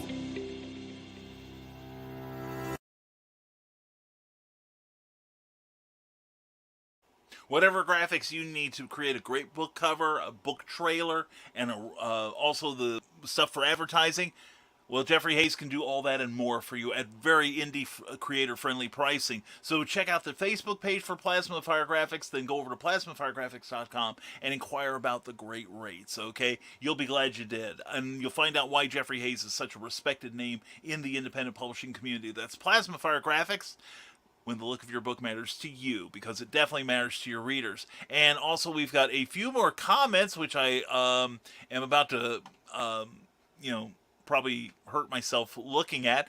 Anyway, let's see. And Lizzie suggests, give him one of the poker chips. And I love you guys. Keep up the good work. We love you too, Nick. Mwah. Thank you for being here. Check out Nick tomorrow morning on Nevermind the Furthermore at 10 a.m. Eastern. And Cindy Kep is back. Will help us close out the show. We love you, Cindy. Mwah. CKOEPB.com for the great newsletter.